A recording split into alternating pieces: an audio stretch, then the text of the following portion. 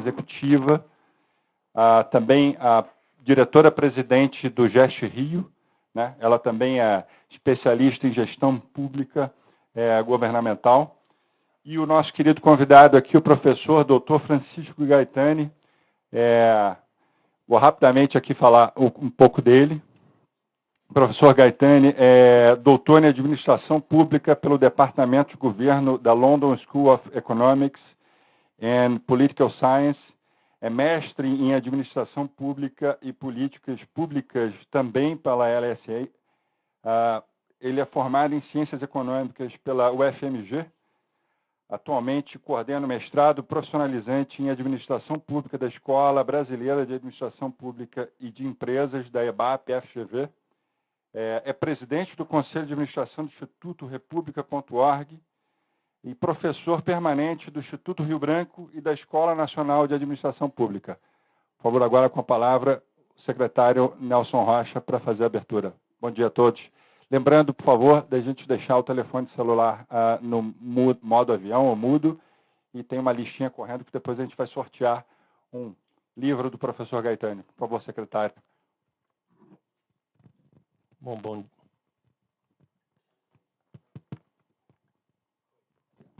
Alô? Estão ouvindo?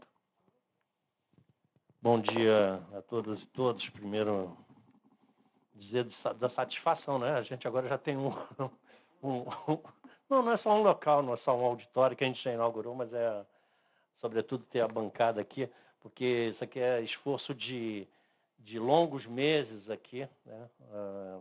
Que nós tivemos para poder ter esse espaço para a secretaria, não só para todo treinamento, mas também para a gente poder produzir eventos como esse, né?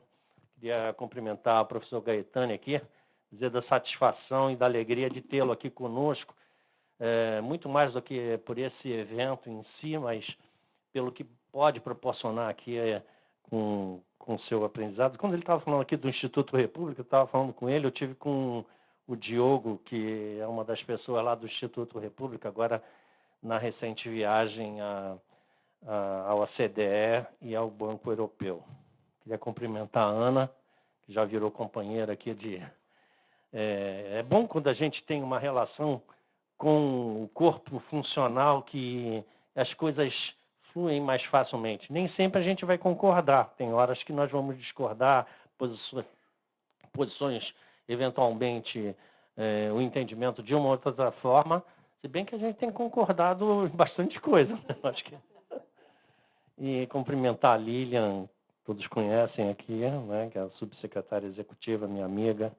Enfim, queria... Vocês veem que está todo mundo... É bom ficar atento aí por conta do sorteio, né?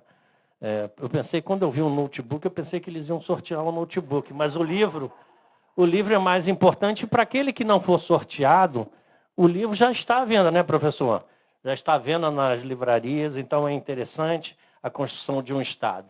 Eu acho que a CEPLAG dá o exemplo para todas as secretarias, de uma maneira geral, mas não é porque a gente é melhor ou pior do que qualquer um. Acho que todos nós contribuímos para um Estado melhor, para uma administração pública melhor. Só que nos cabe, nesse processo, nós apresentarmos soluções do ponto de vista da gestão pública. Então, passamos a ter uma responsabilidade ainda maior, que é uma responsabilidade com o conjunto das secretarias. E como nós levamos isso? Muitas vezes, e a gente tem sido assediado o tempo todo, sabe, professor Gaetani, para que levem pessoas daqui. Então, para as secretarias, o que faz parte do nosso papel. Só que como a gente teve o quadro reduzido ao longo dos anos, né, fruto de problemas que, infelizmente, a reposição, e aí o Estado enfrentou problemas concretos, né, não pôde ser refeito ao longo do tempo, a gente está tentando recuperar aos poucos. Então, isso acabou fazendo com que muitas pessoas deixassem a secretaria.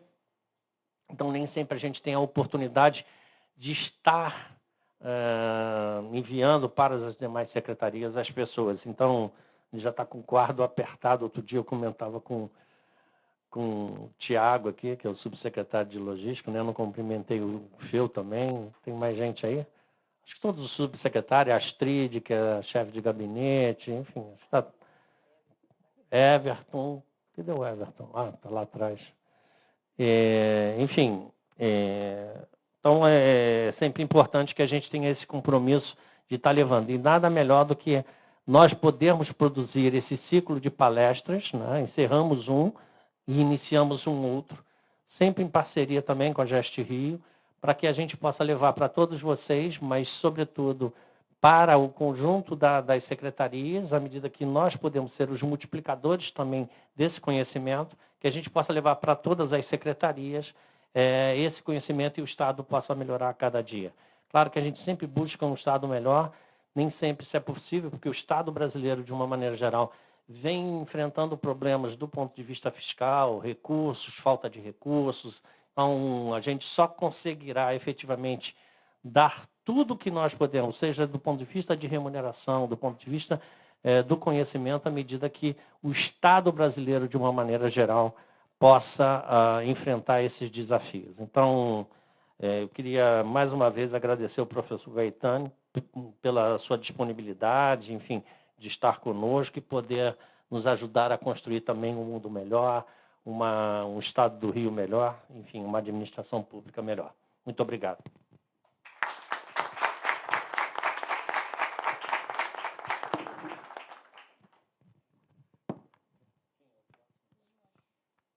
É a Ana agora. Oi, pessoal, bom dia. Nossa, faltou café da manhã, hein? Bom dia, pessoal. Bem melhor. Um auditório novo e a turma dormindo aqui, não dá, né? Queria agradecer mais uma vez a equipe da CEPLAG por ter nos recebido aqui para mais uma edição do nosso ciclo de capacitação. Agradecer ao querido Chico Caetani por ter finalmente conseguido um espacinho na agenda para vir estar aqui conosco hoje. E agradecer, é claro, a participação não apenas daqueles que estão presencialmente aqui, mas também aos que estão acompanhando a nossa transmissão online pelo YouTube da Secretaria de Planejamento e Gestão. Queria deixar uma palavra rápida da Gest Rio sobre esse ciclo de capacitação. Nós representamos a carreira de especialista em políticas públicas e gestão governamental, analista de planejamento e orçamento, especialistas em previdência, especialistas em gestão da saúde e analistas de finanças públicas. E, recentemente, realizamos uma pesquisa de clima com os nossos filiados, e uma das demandas que apareceu com mais intensidade para o sindicato foi justamente a organização de palestras e eventos ligados à capacitação. E, exatamente por isso, a gente levou essa demanda ao secretário, que prontamente nos ajudou, junto com a Lilian, a organizar uma série de palestras, da qual, para este ano, essa é a última. Dizer também que a nossa carreira é uma carreira com alto grau de capacitação. Nessa mesma pesquisa do clima que eu mencionei, nós identificamos que mais de 90% dos servidores dessa carreira possuem algum nível de pós-graduação lato sensu e mais de 40% possuem pelo menos mestrado, muitos, inclusive, fazendo agora o doutorado, o que mostra que é uma carreira que se dedica cada vez mais a se aperfeiçoar e depois trazer esse conhecimento adquirido para dentro das estruturas do Estado. Então, em boa hora que a gente traz o Chico, que tem tido contribuições acadêmicas muito relevantes, além de ter tido uma experiência profissional bastante diversificada e que pode ensinar muita coisa para a gente. E dizer a vocês que, para este ano que se encerra, nós realizamos uma série de palestras, mas que a gente tem a perspectiva de, em conjunto com a gestão da CEPLAG, continuar realizando esses eventos de capacitação, e a gente espera que os nossos filiados continuem sempre conosco, participando, contribuindo, engajando e trazendo novas ideias para a gente avançar com esse esforço de aumentar o conhecimento e difundi-lo pelas secretarias de Estado. Sejam muito bem-vindos, aproveitem bastante a palestra. Chico, muito obrigada, a palavra é sua. Rapidamente, só para dar um bom dia a todas e a todos, e dizer, como o secretário Nelson Rocha afirmou, como Ana Paula também fez a sua afirmação, é uma alegria nós podermos desenvolver a nossa capacidade de repensar a administração pública nesse século que estamos vivenciando. São muitos os desafios para o ano de 2023, tanto do governo estadual quanto principalmente aqui na CEPLAG, e nós estaremos elaborando, juntamente com os subsecretários e alguns superintendentes, o nosso planejamento estratégico. Então, nada mais oportuno que estarmos aqui participando desta palestra. Então, nós contamos com toda a participação no dia a dia da CEPLAG, mas principalmente como servidor público do Estado do Rio de Janeiro. Então, é uma alegria nós estarmos aqui com o professor Dr. Caetani. Então, muito obrigada pela presença e pela participação de cada um de vocês nestes ciclos de palestra que estamos promovendo aqui com a parceria da GEST Rio. Um bom dia a todas e a todos.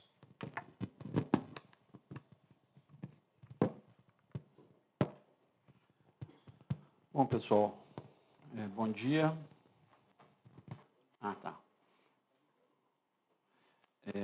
Primeiro, queria dizer que é uma alegria muito grande estar aqui com vocês.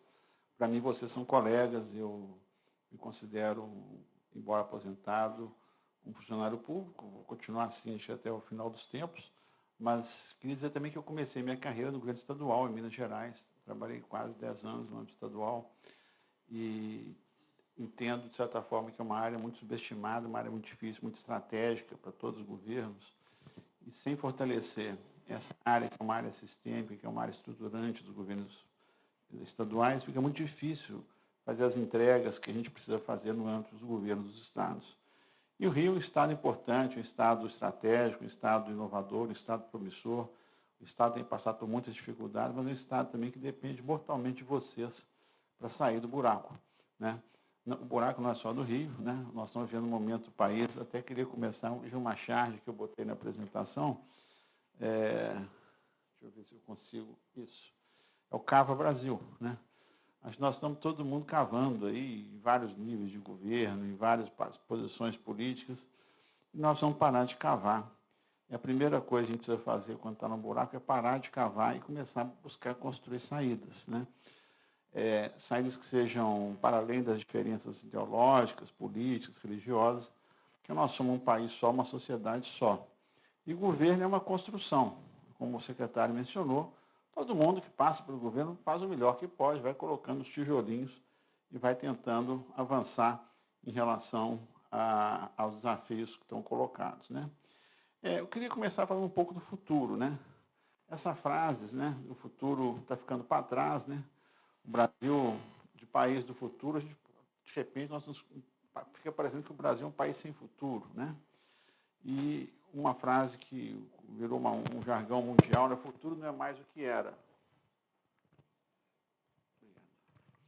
Por quê? Porque houve tantas mudanças, aconteceram tantas mudanças nas décadas recentes, que o futuro não ficou mais uma extensão do presente. Ele começou a evoluir em saltos, e não necessariamente para frente, alguns para trás também. A linha do tempo anda um pouco prejudicada, né? E concluí dizendo que a política, né, que na verdade aqui tem que construir essas soluções, ela se faz também com o futuro, com expectativas, com projetos, com visões, que ajudam a gente a estabelecer o nosso curso de ação e tira a gente da paralisia, que é uma coisa importante a gente ficar atento, né? Às vezes a gente fica tão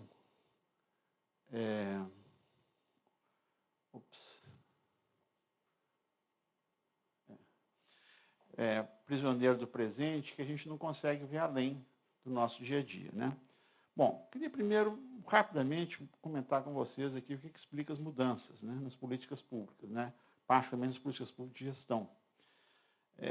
As mudanças econômicas, né, sociais, demográficas, grandes mudanças, né, a demografia, os novos descobertas de recursos naturais, né, a esclerose de velhas estruturas. No governo a gente tem muito isso. Algumas instituições são como árvores, elas já morreram, mas estão ali, em pé e tal, e ainda drenando recursos, às vezes, da sociedade, né? As mudanças de interesse faz parte, é da vida em sociedade, é da política. Choques, crises externas, nós estamos vivendo uma época aí de eletrochoques contínuos, né? Tivemos aí o Brexit, depois tivemos o Trump, depois tivemos o Covid, a guerra na Ucrânia, enfim. Vamos ver o que vem por aí, né? As novas ideias, Volta e meia você tem um novo conjunto de ideias que galvanizam a sociedade. A tecnologia, que eu chamo da flecha do tempo, porque ela não tem volta. As outras coisas têm uma certa recorrência. A tecnologia não, ela só vai, né? E o empreendedorismo, né? O empreendedorismo de políticas públicas, né? Onde você tem pessoas que vão à frente carregando projetos de reformas, né? Eu queria só fazer um breve aviso, assim. Eu sou, como a Ana já detectou, sou de Belo Horizonte, então eu falo baixo para dentro, com o final das palavras e rápido. Então, é quase impossível entender, né? Então, por favor, vocês de vez em quando vocês me interrompam, perguntem, me ajudem aí, senão... Né? Inventaram uma época um verbo, na época, no lugar que eu trabalhava, porque ninguém entendia nada e ficava por isso mesmo. Então, vocês me perdoem se eu estiver correndo demais aqui, tá? Bom, alguns autores começaram a discutir. Espera aí. Esse articulista do Washington Post, do New York Times, ele tem uns artigos traduzidos para o Estadão. Ele fala de 10 grandes tendências do mundo aí pós-pandemia, né? Primeiro, a vida em alerta, né? Depois de tanto sobressalto, nós agora vivemos todos assim, né? Em estados de prontidão, né? Todo mundo vive um pouco mais ansioso, um pouco mais tenso, um pouco mais ligado, porque a vida ficou mais difícil. Muita coisa foi desorganizada, o dia a dia ficou mais penoso, mais demandante, né? Segundo, do ponto de vista de governos, né, cada vez mais as pessoas estão preocupadas com a qualidade do governo. Ele pode ser grande, pode ser pequeno, depende do país, depende do governo estadual, mas o importante é que ele entregue, né? Terceiro, uma clareza de que os mercados não resolvem tudo. Não há como esperar que o mercado se ocupe da provisão de tudo que a sociedade demanda. Quarto, de um lado, as pessoas precisam ouvir mais especialistas. Do outro lado, os especialistas também precisam conversar mais com as pessoas. A ciência está um pouco em xeque nessa conjuntura e é uma coisa que a gente vai precisar ver como é que toca isso para frente, porque ela também entrou em crise. Quinto, a vida virou digital. Eu sou daquele mundo antigo, né, analógico, mas vários de vocês já nasceram com chip, já funcionam com outro registro, né? Isso cria multiple tracks, né? As pessoas funcionam em dimensões, velocidades diferentes, em ambientes diferentes. Alguns de vocês já estão no metaverso, já estão em outro contexto, né? E a gente tem que ver como é que traz isso para a área pública. Sexto, nós todos somos animais sociais. A Covid, para a turma dos eremitas, foi uma bênção, né? Finalmente o mundo chegou onde eles sempre estiveram. E se fortaleceram, né? Desenvolveram novas tecnologias, estão mais eremitas ainda. Mas a maioria de nós, né, vários de vocês, eu pelo menos me considero uma dessas pessoas, eu quase enlouqueci porque eu dependo do convívio com as pessoas. Um amigo meu dizia que eu preciso de 3 coisas para viver: conviver com gente, viajar e queijo, né? Foi duro, né? Queijo tinha um tráfico, viajar e as pessoas não rolou, né?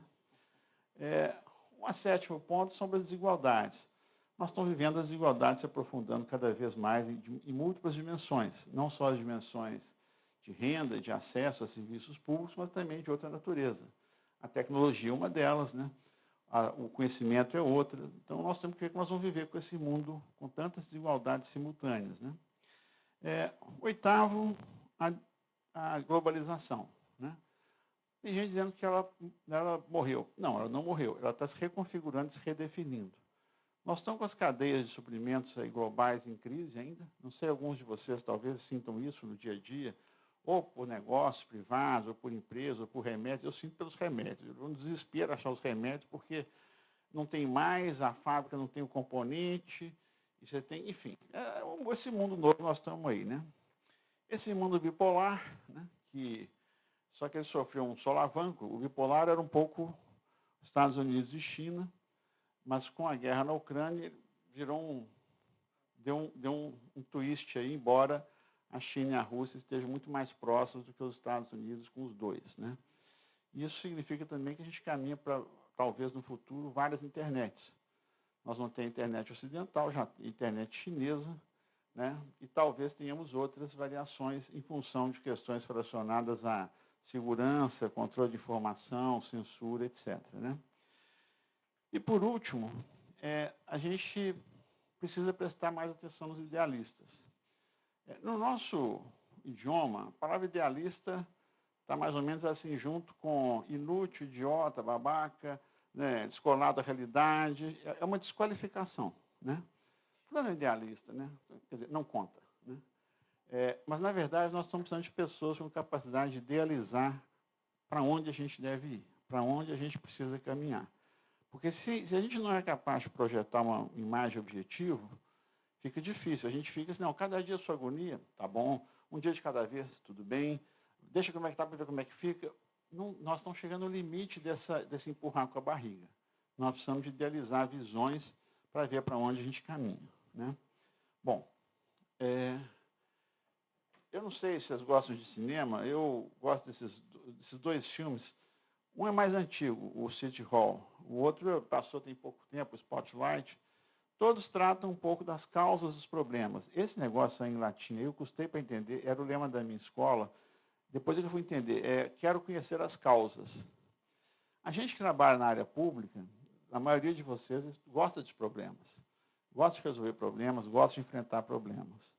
E, às vezes, a gente já se esqueceu dos problemas, a gente convive com eles há tanto tempo, já foi cooptado, já ficou parte, a gente vira parte do problema. E, às vezes, também porque a gente não consegue identificar as causas desses problemas. Nesses 2 filmes, né, no primeiro, o Al Pacino era um prefeito na cidade dos Estados Unidos, e no segundo era um jornal, acho que era o Washington Post, me lembro bem, que, de repente, no primeiro tem um assassinato, o assessor do prefeito dá a volta toda até chegar de novo no prefeito, como envolvido na rede de problemas da cidade. Mas os problemas de violência eram muito associados aos problemas de gestão, de condução dos negócios da prefeitura, de difícil separação. E no Spotlight, o pessoal resolve não olhar para um problema quer dizer, estoura um problema de pedofilia na Arquidiocese de Boston, e eles dão uma volta. E o jornal tinha abandonado esse assunto uns anos atrás, eles queriam entender por quê. E eram esses pontos cegos, né, que a gente não consegue enxergar com diz respeito a nós mesmos, né? Então, eu acho interessante no governo a gente sempre ter essa atenção em relação às causas, porque senão a gente fica pedalando no vazio, né? Bom, um ponto que eu acho que a Ana tem, se não vou mandar para vocês, 3 ONGs fizeram um estudo sobre o futuro do serviço público no Brasil. Elas comissionaram uma ONG do Vale do Silício, um think tank, chamado Institute for the Future, e sobre o futuro do serviço público no Brasil. Claro que se você comissiona uma ONG nos Estados Unidos para falar sobre o futuro do serviço público no Brasil, é uma coisa, é muito mais um chute, né? Uma viagem, né? A gente fez isso sabendo disso, não é nada amarrado, assim, aderente, mas traz vários insights, né? E por que é importante a gente pensar sobre isso? Esse material, depois, se for o caso, eu te mando, está traduzido em português, traz vários insights sobre os fatores, os gatilhos de mudanças na esfera pública. Eles têm uma visão mais global. A gente aqui tem uma coisa que é difícil explicar para os gringos, acho que vários de vocês aqui sofrem com isso todo dia, chama-se o direito administrativo, né? Que é um negócio sensacional, né?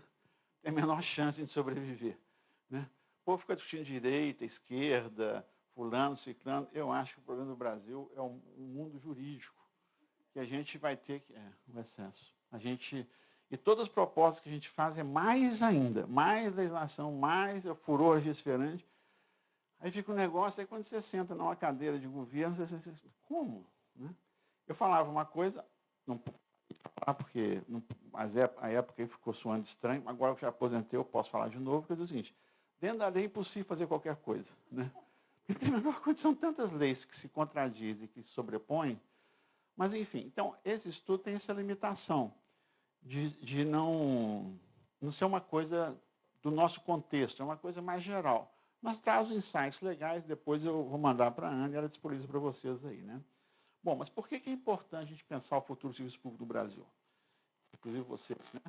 Porque a gente está muito perdido, nós estamos muito paralisados, e nós não sabemos mais do serviço público que a gente quer. A gente quer, todo mundo quer ser Itamaraty, também não, porque a tecnologia está envelhecida, é um bunker, é uma coisa obsoleta, é uma coisa muito fechada, uma coisa elitista, não é isso. Então, o que, que é? Receita Federal? Sabe? Não sei. A gente tem que conversar sobre isso, até porque as áreas de governo são muito diferentes e algumas requerem especialização, né? No atual governo que se encerra, nós tivemos uma ênfase muito grande nas funções de segurança, né? Então, Polícia Federal, Polícia Rodoviária Federal, Forças Armadas, todas essas áreas tiveram um reforço muito grande. Mas é isso, né? Nós queremos para o Estado policial. Os Estados Unidos é muito assim. Os Estados Unidos tem um investimento muito pesado no que chama o Estado gendarme, né? As Forças Armadas, Complexo Industrial Militar, mas é uma coisa mais dura. É pequena nas outras áreas e dura. São Paulo vai um pouco nessa direção também. São Paulo é o estado que tem, por exemplo, a área penitenciária, uma indústria violenta no estado. Mas depende do que você quer. O Nordeste está indo para um lado mais social. A Amazônia está uma confusão. O Sul, uma coisa mais para empreendedorismo. Mas, enfim, faz parte da nossa discussão, né?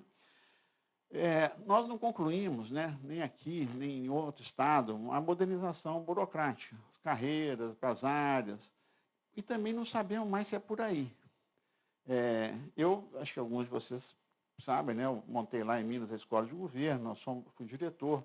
Minas tem uma burocracia profissional de uma carreira como a de alguns de vocês aqui, porque a maioria dos estados, na verdade, só tem fiscal, professor, policial militar e alguma coisa na área do direito, né? Tudo bem, mas resolve? Não resolve? Como é que fica o meio ambiente? Como é que fica a infraestrutura? Como é que fica a parte de ciência e tecnologia, prospecção? Enfim, essas configurações a gente tem que conversar um pouco a respeito, né? O terceiro ponto é a tecnologia, né? Ela hoje pede uma resposta diferente da sociedade, né? A pirâmide do poder das organizações mudou. Quem manda, aparentemente, são as pessoas da minha idade, mas, na verdade, é o pessoal de 20, 25 anos. Só eles não têm poder, mas eles têm os instrumentos de poder. As soluções, eles têm um olhar digital para as dificuldades, para os problemas, para os desafios. Então, hoje nós vivemos, às vezes, uma situação de assimetria, um paradoxo. Quem tem poder formal são os mais velhos, quem tem poder de fato são as pessoas que têm condições de propor soluções tecnológicas para problemas antigos, né? Por último, né, nós temos o nosso ambiente natural, o clientelismo, o patrimonialismo, o corporativismo, a captura, que bloqueiam as nossas tentativas de mudança e de reformas de gestão, né? Vocês conhecem certamente esse provérbio, né? Nenhum vento ajuda a sopra a favor de um navio que não sabe para onde quer navegar. Mas ele tem uma variação interessante. Se você não sabe o que procura, você corre o risco de encontrar perder. Porque você não sabe que é aquilo que você está procurando, né? Na verdade, a gente não acredita muito que o Brasil vai ser capaz de construir um serviço público. A sociedade tem uma percepção muito desconfiada e muito cética em relação ao serviço público, né? A gente não entende muito bem como é que é essa coisa de salários, como é que é a remuneração. Até eu escrevi um artiguinho, acho que uma semana atrás, saiu no Congresso em Foco, dando a tabela dos DAS do governo federal, porque ninguém acredita, né? Um secretário executivo ganha 17 mil reais, é o vice-ministro. O ministro ganha 30. Né? Não, mas não pode ser só isso, mas tem outras coisas, mais ou menos. Tem um conselho aqui, outro ali. Mas essas são questões que a nossa sociedade não discute. Quanto que é muito, quanto que é pouco. Quando eu estava no governo, eu estava comentando com o Leandro, né? Eu tenho um patrimônio de fracasso espetacular, né?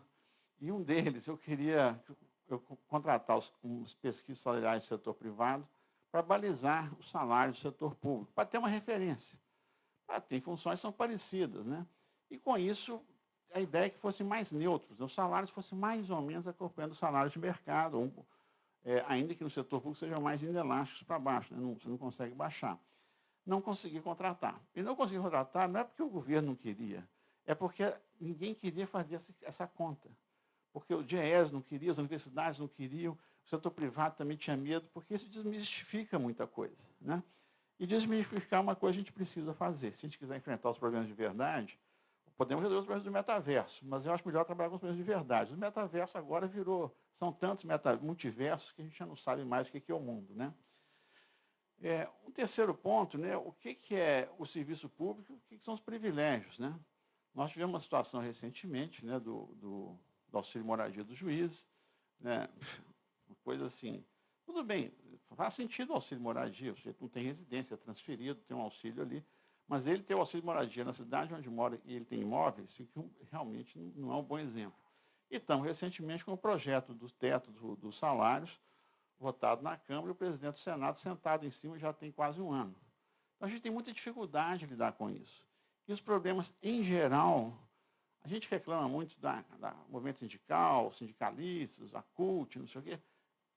Mas, na prática, quem bloqueia essas mudanças, em geral, é o Ministério Público e o Judiciário. Tá? E isso é constrangedor, porque o nosso sistema de poderes não consegue questionar essas maluquices. Estamos vivendo essa semana, agora, esse pacote aí que o Judiciário está se dando. Como é que você lida com isso, né? Enfim, é o Brasil, né? A gente, no caso do funcionalismo, né, a gente sempre oscila entre vitimização e vilanização. Ou o servidor é um coitadinho, uma vítima, é um bandido, um parasita, não sei o quê. Não pode ser assim. A vida não é esse fla-flu. Aqui, ainda é fla-flu? Ainda é fla-flu. E não pode ser... O Vasco, Botafogo, o Vasco, isso. Isso. Então, eu sou muito antigo, gente. Na época a gente ia ao cinema, tinha um negócio chamado Canal 100. Aquelas imagens assim maravilhosas, e era o Fla-Flu, né? Essas coisas é ruim porque compromete, né? A gente fica assim, né? Bom, vamos lá. No caso do governo federal, né, a nossa profissionalização mínima, né, não se deu. Vou falar para vocês 2 ministérios que são relativamente pouco profissionalizados em Brasília. Na administração federal, que em geral é mais arrumada que as estaduais municipais. São os Ministérios da Saúde e Educação, até hoje. Né? Áreas pouco importantes, né? A saúde é o maior orçamento do Brasil, a educação é o segundo maior, e que a gente até hoje não tem se arrumado. Não conseguimos botar lá uma estrutura em pé. É uma governança de contratos internacionais terceirizados, indicados, cargos de confiança, enfim. Isso é ruim, porque a gente começa a patinar. Nós estamos com o modelo estatutário em xeque, né? Ele não dá mais conta do mundo de hoje, é um modelo muito duro, muito rígido. E as 2 principais, aspas, vantagens que a gente enxergava no modelo estatutário, elas não se sustentam mais. A aposentadoria, agora unificou, e a estabilidade, que também já caiu na emenda constitucional de 98, mas ainda faltam detalhes de personalização para desligamento por insuficiência de desempenho. O governo federal demite, né? A gente demite no INSS, no IBAMA, na Receita, na Polícia, mas não demite por problemas de desempenho. É porque o governo não conseguiu estruturar um modelo de que ele possa, depois de 3, 4, 5 anos, esse cara não tem jeito, né? Ele precisa ser desligado. Né? Mas essas reformas estão inacabadas. Né? Nós temos que lidar com problemas do século XIX, XX e XXI. Né? Tem municípios aí que estão lá ainda, talvez, no Império, outros estão antes da independência. Né? Há setores da administração federal onde as questões de clientelismo e de corrupção são históricos, né? Isso a gente precisa ver como é que lida com isso. E, de novo, a gente não tem uma imagem objetiva, nós não sabemos o que a gente quer ser. Eu brincava com a Ana, né, quando ela me convidou para fazer a palestra, que eu trocava. Eu não cobrava nada, mas eu queria uns estudos sobre o Rio de Janeiro. Para onde o Rio quer ir, como é que o Rio se percebe. Eu disse, minha formação original foi no estado de Minas Gerais. Né? E Minas é um estado com uma tradição muito grande, né? Nós tivemos um governador, que era o Nilton Cardoso, uma tradição de desenvolvimento regional muito grande. E até hoje eu fico tentando olhar para os problemas sob a ótica do desenvolvimento regional, porque ela te diz um pouco a vocação. O povo está congelando? Aqui é o Rio, não? Não, mas eu gosto. Aqui está bom. Aqui, eu brinco lá na Getúlio Vargas, né? Estou dando aula para uma turma de gringos, né? E eles morrem de rir, porque eles levam casaco para a escola por causa do ar-condicionado do Rio, faz um calor danado. Então, eles falam, bom, aqui está frio, mas lá fora está muito quente. Né? Bom, nós estamos vivendo um mundo em fluxo, né?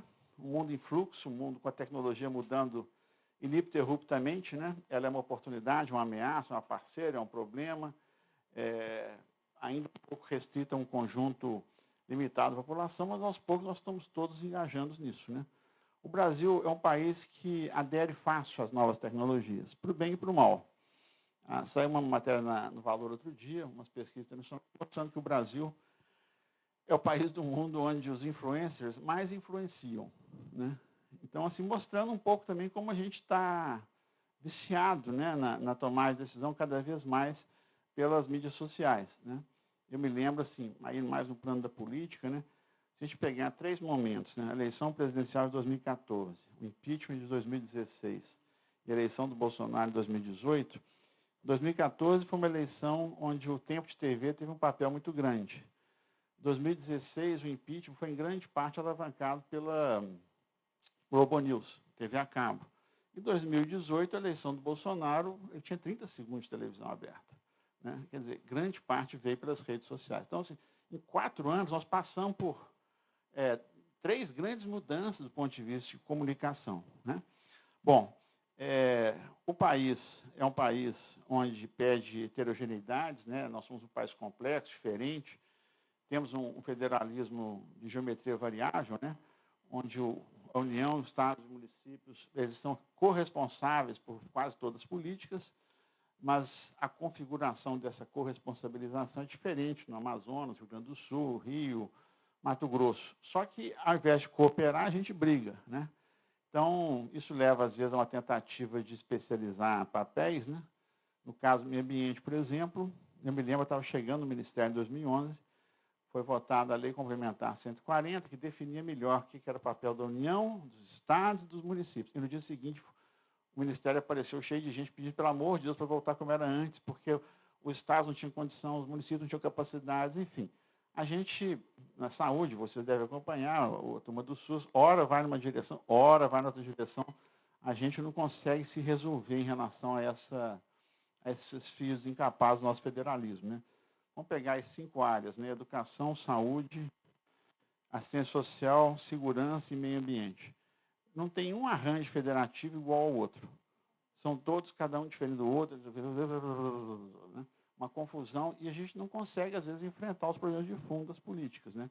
O da saúde é o mais bem estruturado, mais bem consolidado.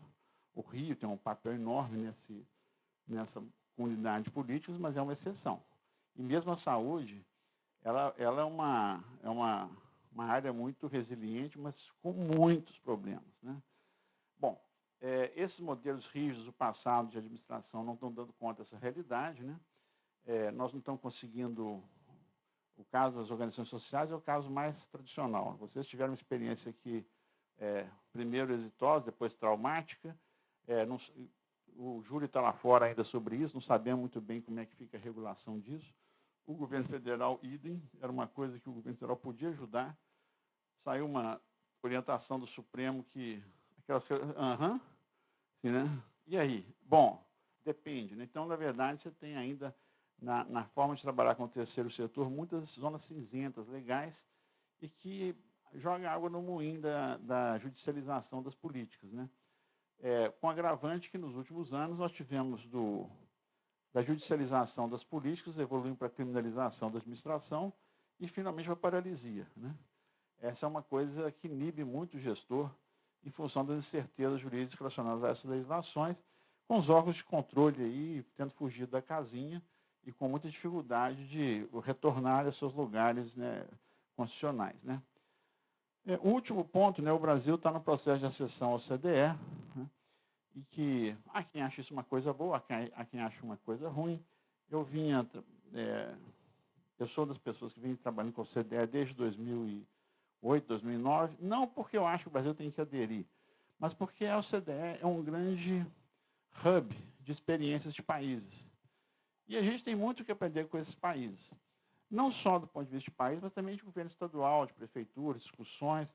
E são centros de conteúdo, de produção de conteúdo, de conhecimento, e que ajuda a gente a clarear o que a gente quer.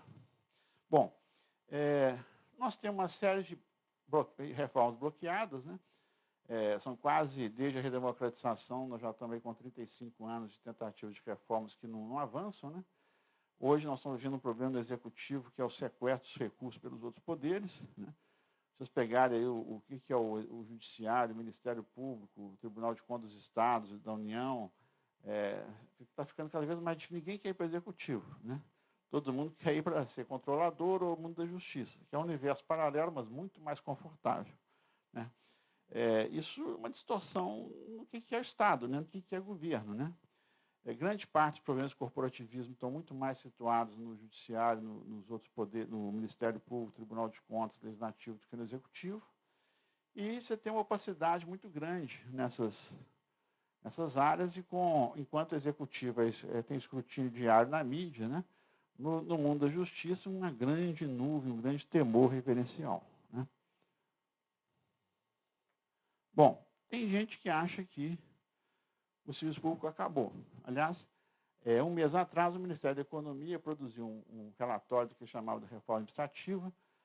Os resultados eram espetaculares. Redução de 60 mil funcionários e redução da participação da folha no PIB de 0,8%. Mas, assim, é isso? Isso foi apresentado na nota como resultado da ação. Isso é bom? Né? O governo praticamente desmanchou as áreas de educação, saúde, meio ambiente, desenvolvimento social. Então, o bom foi eliminar essas políticas da administração federal. Enfim, né, o fato é que, por outro lado, nós temos pressões fiscais, e vocês não são exceção, cada vez maiores. O Estado tem que equacionar essas pressões fiscais para funcionar. Ele não pode também crescer de infinito. Eu comentava com a Ana agora mesmo, eu estou no GT de transição, na área de meio ambiente, que não é minha área principal, mas é um desvio de função. Né? Eu fui secretário executivo do meio ambiente 5 anos, e é como se, assim, você some todos os seus sonhos, seus desejos, lista de Natal, expectativas, nós estamos todos, o ambiente da transição é assim de um grau de delírio, que assim, gente, o país não é isso. Mas, enfim, acho que o governo eleito organizou isso de propósito para começar a baixar um pouco, porque nós precisamos mudar um pouco o jeito de a gente pensar o país. Né? A restrição fiscal é real e precisamos discutir isso com transparência, com clareza, as prioridades, os ajustes. O ajuste fiscal é uma realidade permanente e que você tem que trabalhar à medida que você tem espaço fiscal para procurar gastar de um jeito mais qualificado. Nós não estamos naquela euforia de 2009, 2010 mais, e acho que a sociedade brasileira ainda não compreendeu isso direito. Né? Hoje você tem uma discussão, uma aproximação maior do serviço público do setor privado, né? Muita coisa está convergindo, do ponto de vista de técnicas de gestão, de metodologias, de rotinas, de sistemas tecnológicos. Né? Há também uma desmistificação em relação ao papel do serviço público. Nós não somos nem os bandidos, nem os salvadores da pátria. Somos profissionais, e acho que isso tem que ser tratado dessa forma, e temos que nos posicionar dessa forma. Né? Eu tentava conversar com as pessoas no governo, sem muito sucesso. Você trata as pessoas como moleque, elas vão reagir como moleque. Né? Você se infantiliza, você brutaliza, enfim. Mas, numa visão minimalista de governo, de Estado, isso tudo é muito difícil. Né? Bom, há uma precarização das relações de trabalho cada vez maior, né? Pejotização, reforma trabalhista, substituição de profissionais sêniores por mais jovens. Né? No Estado, mais difícil, no setor privado, mais fácil. O fato é que a transformação digital está aí e o efeito é arrasador. O emprego, tal qual a gente o conhecia, carteira assinada, no mundo privado, ele está caindo brutalmente, no setor público, menos porque existem as proteções, os regramentos, mas o fato é que a tendência é você precisar de cada vez menos mão de obra permanente. Tudo que é rotina, tudo que é processo, tudo que é automatizável, vai ser automatizável. É uma questão de tempo. A gente pode resistir, mas isso... Aí tem as especificidades do Brasil. Né? No mundo inteiro, a profissão de advogado está diminuindo. No Brasil, ela está se multiplicando. Né? Acho que a resistência vai ser aqui, né, global, né, contra a tecnologia, vai ser no mundo do direito, no mundo dos estamentos jurídicos. Né? E há também uma confusão muito grande sobre o papel do Estado. Né? A gente não aprende que tem coisas que o Estado funciona, tem coisas que não funcionam, tem coisas que funcionam conforme o governo. A gente continua nesse negócio de bandido, na Fla-Flu, né? Bandido e mocinho, polícia e bandido, que era antigamente. Né? Hoje já não sei. Bom, sobre essas crises fiscais do Estado, eu não vou detalhar demais aqui, mas só lembrando que isso veio para ficar. E, por outro lado, a sociedade não admite criação de novos impostos. Os dados internacionais mostram o Brasil como um país que tem uma carga tributária mais ou menos equivalente à média dos países da OCDE.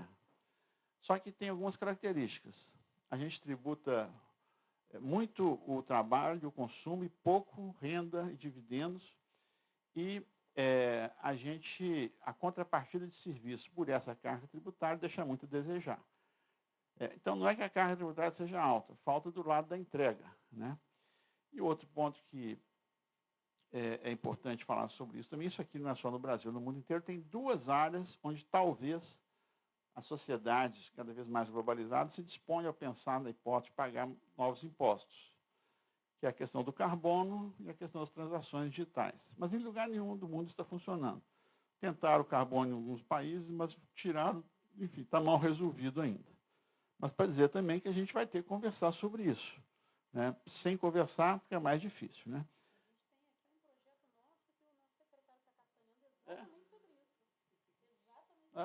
Mas são as chances que tem. São essas as áreas novas, que a sociedade... Bom, isso é uma coisa nova, tem que ver como é que faz, como é que internaliza, porque, por outro lado, você tem uma pressão por captar, por aumentar o gasto público, que você não tem como financiar, né? É o mercado de crédito de carbono, né? Bom,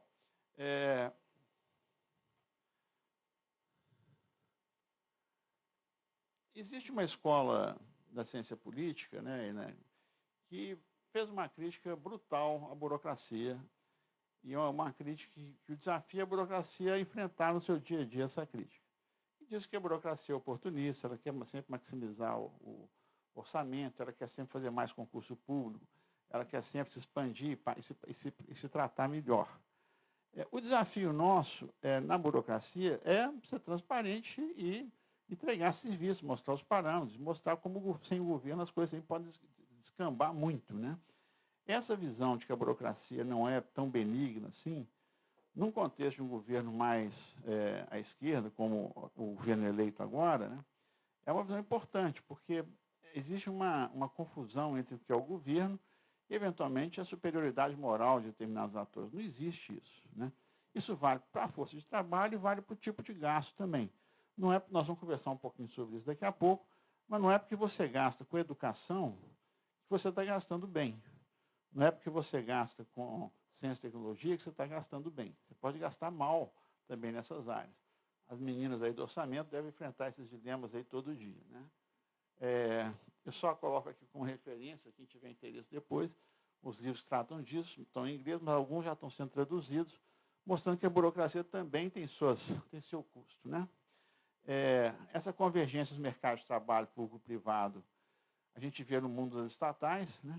Hoje o governo não consegue, a justiça está interpretando o regime seletista quase como se fosse estatutário, o que é uma distorção, porque aí você perde a flexibilidade e a agilidade que teria no mundo seletista. E a própria CLT, com a reforma trabalhista, ela mudou muito, mas nós precisamos ver como é que está indo o mundo. O mundo está indo para uma multiplicação de regimes de trabalho, né? Então, assim, no governo, a gente precisa de regimes mais flexíveis, novos regimes, mas tem que ter um núcleo duro, mais profissionalizado.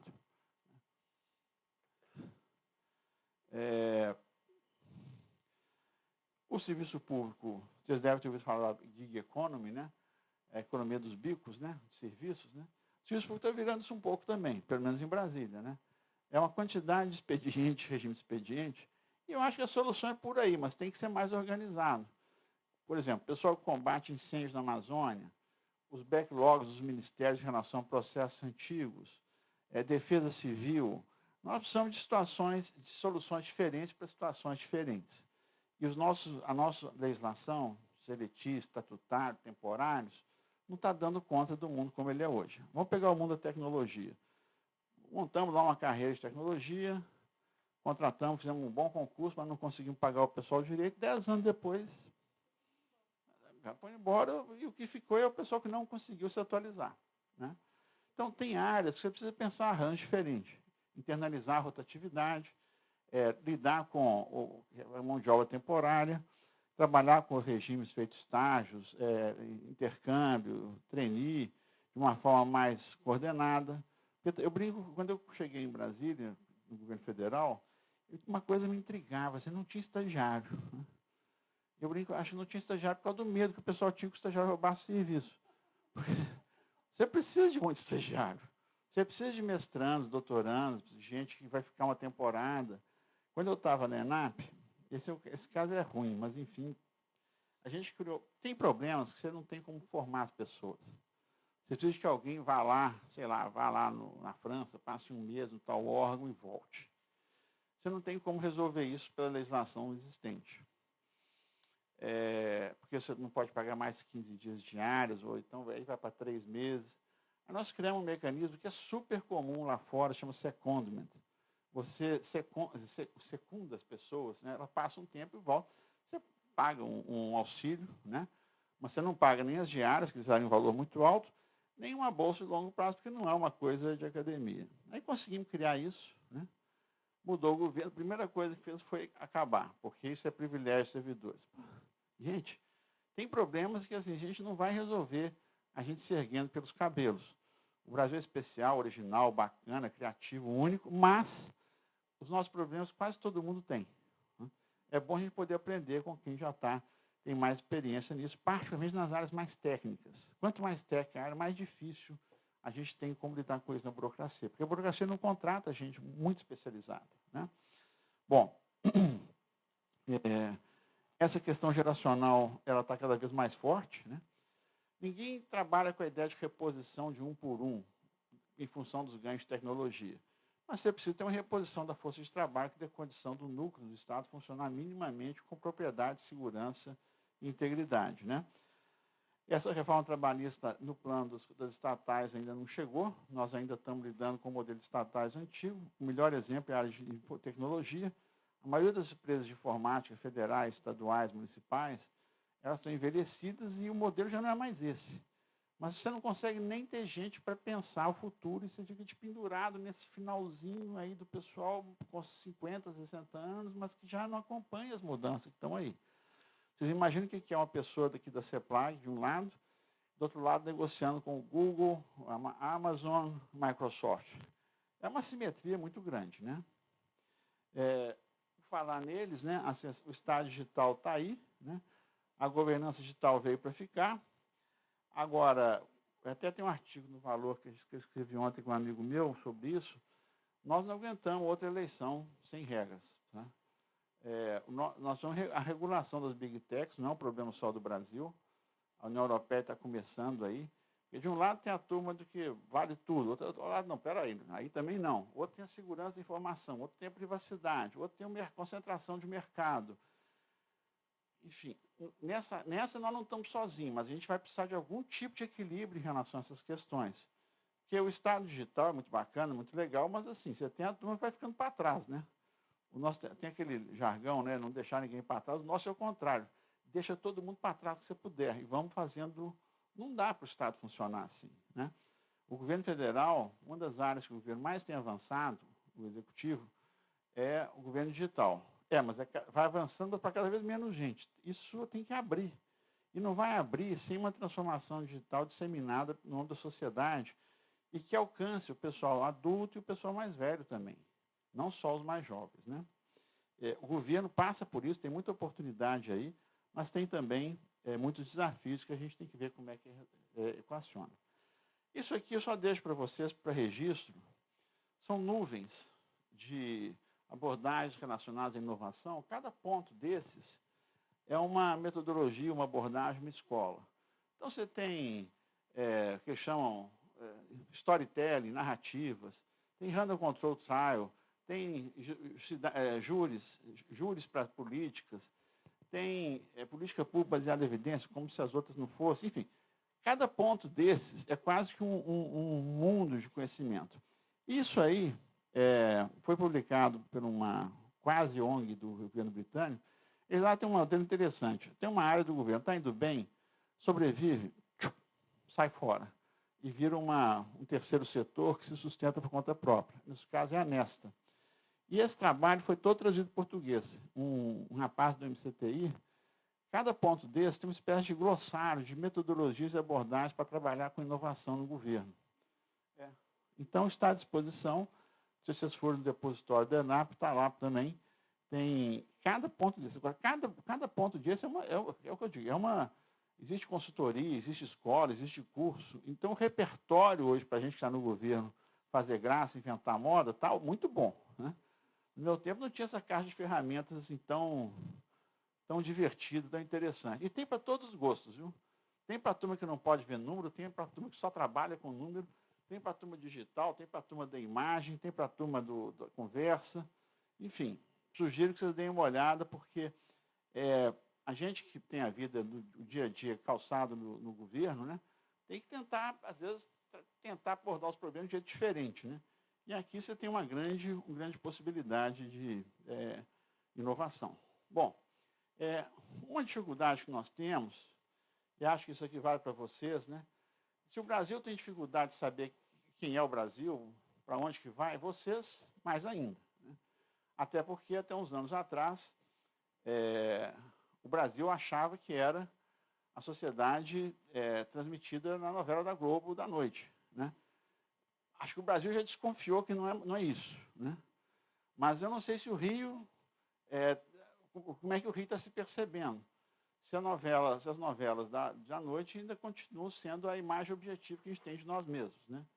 Grande parte dos problemas que a gente está vivendo hoje, eu acho, tem a ver com uma dissonância cognitiva nossa. Eu não pus aqui, mas tem uma empresa de pesquisa global, ela faz umas análises sobre a percepção que os países têm de si próprios. Né?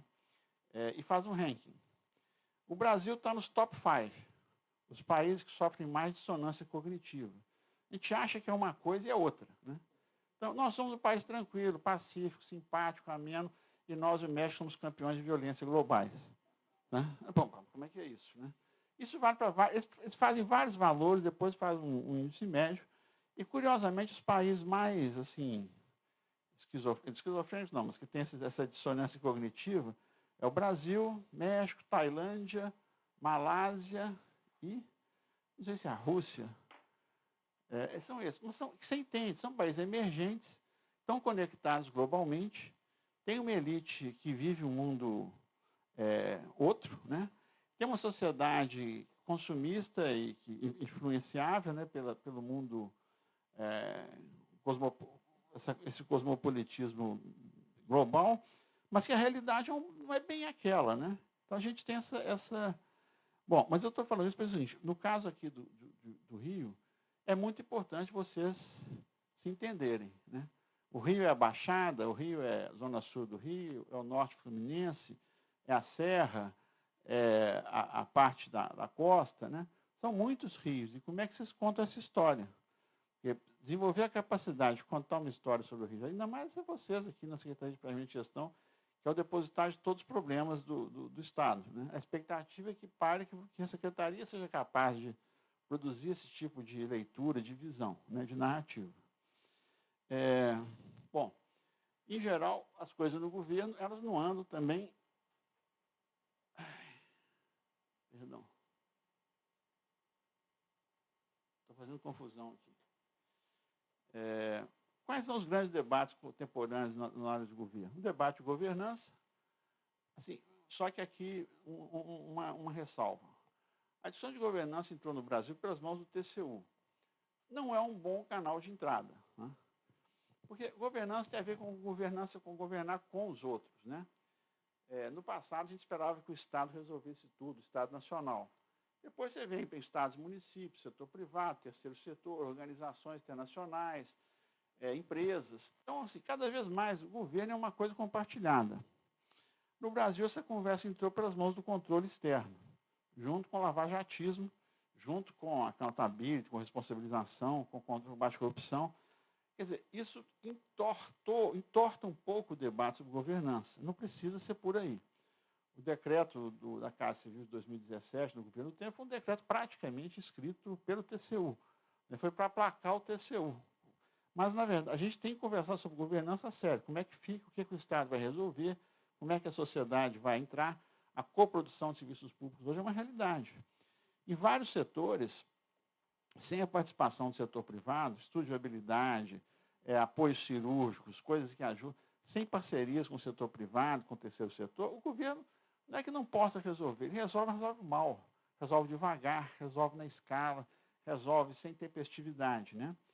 Então, isso vale para o Estado regulador, vale para a função pública, vale para a relação com as FAANG, né? Facebook, Apple, Microsoft, Google e Amazon, né? Eu passei 3 meses no verão em Boston, um calor danado, só conhecia Boston como cidade gelada, passei um calor impossível. Só tinha 3 tipos de carro na rua. O carro da Amazon, o carro da Federal Express e o carro da UPS. Tudo virou logística. Tem alguém aqui, estava aqui o colega de logística, o mundo lá fora virou um mundo de logística, de entregas, de delivery. E você quer fazer como? Onde é que eu compro isso? Vai na Amazon. Onde é que eu compro? Na Amazon. O troço é chato. Aí eu vi meu sobrinho foi me visitar, eu fiquei numa situação, realmente, ele veio falar, não, você tem que olhar na Amazon. Aí eu falei, pedi a paciência com ele. Nós estávamos na loja da Apple, ele, muito espertamente, ele falou, pegou o celular, me deu os preços todos dos produtos da Apple, mais baratos, bem mais baratos que na loja da Apple. E eu fiquei com aquela cara de taxa assim, né? Não vou nem falar, porque fiquei com tanta vergonha. Né? Eu querendo comprar, ele não deixando eu comprar, porque na internet era muito mais barato. Né? Coisas da vida, né? Bom, quais são os stakeholders que bloqueiam um pouco o nosso futuro? Né? Os sócios dos problemas, né? Clientelismo, patrimonialismo, pessoal que sequestra o interesse público, né? O anel burocrático, o estamento jurídico, a visão economista minimalista e o pessoal da tecnofobia, né? Que é contra a tecnologia, que não tem dificuldade. A maioria das pessoas mais velhas, a gente quer comprar tempo. Eu espero que eu consiga aposentar antes que eu tenha que aprender. Mas é um cálculo ruim, né? O tempo está contra a gente. Né? Nas mudanças de governo, existe uma coisa chamada padrões de dependência do passado, né? Padrão passado, né? Eles convivem com isso todo dia. As mudanças no governo, em geral, são incrementais, são lentas, demoram. E é mais difícil construir isso no plano estadual e local, porque a rotatividade, o dinamismo é menor. Então, muita coisa depende das coisas que acontecem no plano federal. O Rio é um pouco diferente, porque vocês estão expostos ao turismo, à localização, à história, à cultura. O Rio tem uma centralidade, um fluxo de informação, de gente aqui diferenciado. Mas, mesmo assim, vocês têm desafios enormes. O passado, né? Vocês são um pouco como a Argentina, né? Esse aspecto. O Brasil tem isso. A gente acha que vai desenvolver... Não. Nós temos 2 vizinhos aqui muito importantes. A Venezuela e a Argentina já foram ricos. Né? E, aparentemente, dificilmente vão voltar a ser se não mudarem a sua postura em relação ao passado. Né? O Rio tem um pouco essa nostalgia que arrasta o Rio para o passado e complica o presente e o futuro do Estado. Né?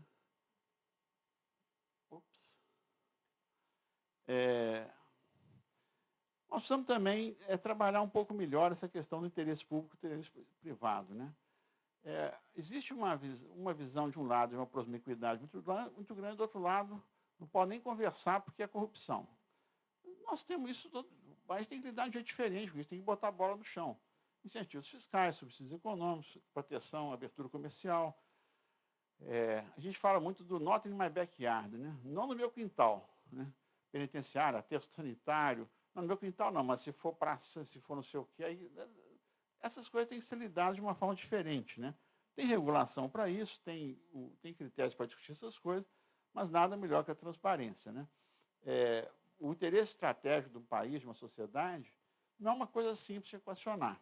Nós estamos vivendo isso muito na discussão do orçamento secreto. Né? Não tanto pelo secreto em si, porque o secreto é mais entre eles, para um não saber o que o outro está fazendo, que com o país. Porque faz mais barato. Né? Mas porque assim, o argumento dos deputados é que são eleitos e têm direito de alocar recursos também, tanto quanto o executivo. O resultado é que o Congresso aloca recursos assim, em migalhas, que são tirados de políticas maiores. A crítica é que o Estado não está fazendo boas políticas maiores. Então, também não é uma conversa tão automática assim, bandido e mocinho. O desafio é você ser capaz de gastar e esse gasto tem um impacto maior que o gasto pontual atomizado do Congresso, né? No mundo da burocracia, a questão da carreira é a mesma coisa. Nós temos algumas carreiras com poder de fogo absoluto, outras carreiras não têm essa força toda. No caso do governo estadual, o governo federal, hoje as polícias têm essa condição, os procuradores, os advogados. Isso cria um estado policial que dificulta a equalização do trabalho do ponto de vista de governo, que é muito mais que isso, né? O mundo jurídico está aí com força, né? É uma indústria que se autorrealimenta. Nunca o provérbio criar dificuldade para vender facilidade foi tão importante como no país hoje. Vocês têm uma Advocacia Geral do Estado, que eu espero que vocês consigam trabalhar a favor do Estado, porque a da União é duro, viu? É um negócio, é um desafio constante, né? A opacidade do mundo do Poder Judiciário. O Ministério Público é uma coisa que pertence a outra geração. Eu deixo para a próxima, porque eu já desisti, né? Eu não sei como é que está a Controladoria do Estado, se vocês estão com uma Controladoria estruturada ou bem, mas é um caminho para você enfrentar esses desafios da integridade do gasto no âmbito executivo. E o controle externo precisa mudar um pouco, porque ele é mais tribunal do que auditoria, deveria ser o contrário, né? O Tribunal de Contas não é para ser tribunal, não é justiça, mas o pessoal se acha tudo, né? Tem que ver como é que a gente põe essa bola no chão também. Ups. Um dos maiores inimigos das reformas do serviço público são as áreas econômicas. Em geral, prisioneiros do curto prazismo não conseguem trabalhar proativamente na construção da modernização da área de gestão. Lá fora, essas áreas, fiscal, tesouro, orçamento, planejamento, gestão, logística, é tudo uma coisa só. A gente fragmenta e nessa fragmentação torna as coisas mais difíceis para nós. Em geral, a primeira via é o planejamento, a segunda é a gestão, né? E a parte tributária acaba se impondo, né? A questão da tecnologia, nós já conversamos um pouco, né? É o pessoal que está no poder e que bloqueia a inovação, né? As mudanças, porque não conhece, não domina, e tem medo, e tem inseguranças. Como é que você vai tomar uma decisão com base num cara de 20 anos, 23 anos, 25 anos? Tem um caso muito engraçado da CGU, no governo federal, acho que foi 2008, eles criaram a Secretaria de Transparência, não, de Prevenção, e trouxeram um cara, bom, ele assumiu, virou secretário, todos os equipamentos dele, todos os softwares deles eram piratas. Ele estava na CGU. Demorou 1 ano para a CGU conseguir comprar os softwares e os equipamentos que, assim, ele, como pessoa física, para minimamente começar a revolução que foi essa parte de inteligência nos controles em relação à tecnologia. Então, essa é uma área que, quanto mais a gente demora para enfrentar, mais dificuldade a gente tem para melhorar a produtividade e qualidade do gasto, né? A tecnologia ela recria e combina os mundos, né? Mas ela não tem como responder por certas coisas, né? Ela pega o caso da Previdência, né? Hoje, o área econômica só pensa em termos de curto prazo, a cúpula não conhece um assunto, né? Dificilmente quem está à frente das organizações domina as escolhas tecnológicas, né? E a gente tem dificuldade de trabalhar com custo-benefício, né? Isso tem uma questão de conta e tem uma questão de poder.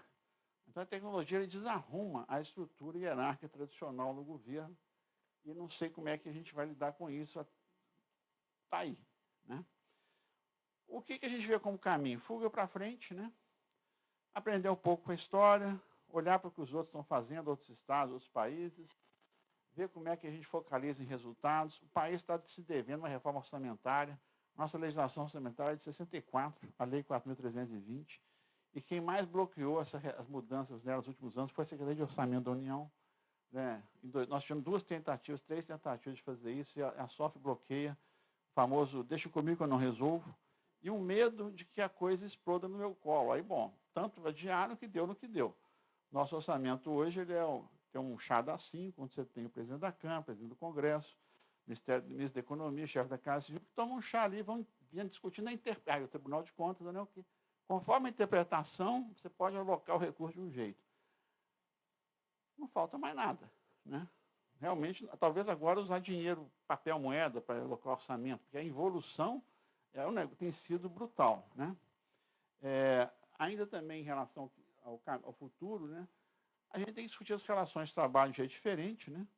menos rígido, né? Porque a gente também no Brasil trabalha com extremos. Ou é a rigidez máxima ou é a flexibilidade máxima. Entre 8 e 80 tem mais ou menos uns 72 números, né? Mas a gente só conhece esses dois, né? Avaliação de desempenho, a gente já falei lá atrás, qualificação digital, nós estamos no momento aí que o desafio é uma massiva requalificação digital dos funcionários do Estado, senão nós estamos mortos, o mundo já está noutra. Nós podemos ir lá para a turma lá da África subsaariana, se bem que eles estão mudando também. Aconteceu uma coisa interessante lá, alguns dos países ali do lado do leste da África, Uganda, Ruanda, Tanzânia e Quênia, eles nunca chegaram a ter uma rede de telefones fixos. Foram direto para o celular, do sem telefone para o celular. Deram um salto gigantesco, atalharam de uma forma espetacular. A gente ainda aqui está assim meio sem saber e tal, enfim. É um pouco a gente aprender com a gente e com os outros, né? É importante focar na qualidade do gasto, né, na melhoria da produtividade do setor público, é uma discussão difícil, mas tem que ser enfrentada. E lembrando, então, que o serviço público, né, no caso nosso, ele não é mais o que era para ser, né? Então, como é que vai ser daqui para frente? Porque o que era para ser já não deu mais tempo. Esse bonde nós perdemos, do século XIX. E precisamos discutir um pouco como é que vai ser ele daqui para frente, né? Aqui são dois livros que eu acho interessante deixar como referência. Um é sobre o retorno da discussão de custo-benefício. O Estado é muito bom de custos, mas muito ruim de benefícios. E o outro, se você chamar o economista do Banco Mundial, ele vai dizer o seguinte, é tudo uma questão de alinhamento de incentivos. Aí você vai ficar olhando assim, bom, se fosse tão fácil, né, alinhar os incentivos individuais, organizacionais, e todos iam ser felizes para sempre. Não é bem assim. Mas na questão dos incentivos, eu acho importante a gente atentar para o que são os porretes, o que são as cenouras, o que é o sermão. Em geral, tanto o porrete quanto a cenoura são caros. Tem gente que é chegada no porrete, outros só quer saber de cenoura. Agora, o sermão, você muda o comportamento genuinamente das pessoas. E não precisa nem do porrete, nem da cenoura, né? Eu deixo esses dois filmes aqui também como referência. A gente, em geral, tem uma turma que é o mundo do Word e o mundo do Excel, né? Tem a turma que chuta com o direito, outra chuta com a esquerda e outros são ambidestros, né? O Moneyball, né, é o mundo do Excel, né? A turma do cabeça de planilha e tudo. O Curvas da Vida, com o Clint Eastwood, é mais a coisa mais qualitativa, mais, não sei se vocês viram, são dois filmes sobre beisebol, mas os dois olhares para o mundo. A gente precisa dos dois, né? Então fica aí as dicas para os filmes. No caso do governo, basicamente, eu acho que assim, o desafio maior nosso é sempre expandir capacidades. Os déficits de capacidade adicional do Executivo são muito grandes. Isso vale para o governo do Rio, vale para o governo de Minas, o governo de São Paulo. O governo de São Paulo está na economia do café ainda, por incrível que pareça. Eles estão lá na época da República Velha, né? Com exceção de uma FAPESP, uma SABESP, a maioria um governo muito antigo. Minas tem paradoxos também. Então, essa questão do Executivo, desenvolver suas capacidades adicionais para coordenar o governo, e vocês são a CEPLAI, é o grande desafio da modernização dos governos estaduais, né? As capacidades digitais são uma grande oportunidade, né? E também aproveitar as crises, né? Tem uma crise, usar para avançar a agenda da área de planejamento e gestão. Em relação ao plano estadual, abrindo um pouco para a gente ter um tempo para umas perguntas aqui, né? As políticas intergovernamentais, essa geometria variável é um pesadelo, mas pode ser uma solução também. O governo pode escolher atuar em relação a algumas políticas e não em relação a outras, né? Pode atuar mais fortemente na segurança, ou pode atuar mais fortemente no meio ambiente, menos na educação, na saúde, enfim, isso tudo tem que ser pensado estrategicamente pelo Estado, né? Nós precisamos de diagnósticos mais aderentes, menos artificiais. O nosso diagnóstico, assim, agora saiu uma minissérie nova, chama Periféricos, uma coisa assim. Periféricos. Então, assim, a impressão que eu tenho é que a gente vive numa simulação, né? É tudo um mundo... o mundo real é outro, não é esse que nós estamos vivendo, né? Então, quem gosta dessas coisas, mas é porque o governo é um pouco isso. Eu me lembro, uma época, quando eu cheguei em Brasília, o mesmo ministério, dependendo do andar que você parava, você estava num século, né? Uma idade de Cristo, Idade Média, Renascimento, século XIX, século XX, século XX, né? O mesmo ministério, né? Então, Então, às vezes, o governo tem um pouco isso, né? A gente tem que chegar num acordo sobre essas coisas, né? Eu me lembro de uma cena, esse mundo surreal nosso recente, né? Vocês aqui têm muitos exemplos, mas esse que eu vou citar é de São Paulo. Na época lá das manifestações de junho, um dia eu liguei a televisão, em 2013, estava uns black blocs na rua e um bando de pessoas invadindo uma clínica de animais, soltando os cachorros. Eu falei, mas nada está fazendo mais sentido, né? Então, nós vamos recuperar o sentido das coisas. O governo é que atribui sentido para a realidade em grande parte. Quando o governo está à deriva, a sociedade também pira, né? Surta, né? Bom, no caso do desafio também, eu acho importante a gente recuperar a dimensão regional e micro-regional. No regime militar, você tinha, por exemplo, a questão metropolitana, tinha a ocupação do desenvolvimento regional. Nós perdemos isso em redemocratização e não fomos capazes de reintroduzir, seja no plano nacional, com a Amazônia, Sudeste e Nordeste, seja no plano regional, né? Em muitos casos, o dinheiro é problema, não é solução. Vocês têm a maldição dos royalties, né? Que ajuda muita coisa e complica muita coisa, né? Não é uma coisa simples, mas vocês têm que encontrar um jeito de lidar com isso. E aí, a questão da problematização da qualidade do gasto, que é o grande desafio de todos os governos contemporâneos, né? Para concluir, né? O governo do Estado ele trabalha o tempo todo com todo e as partes, né? As temáticas setoriais, né? Mas a CEPLAG tem que lidar com todas, né?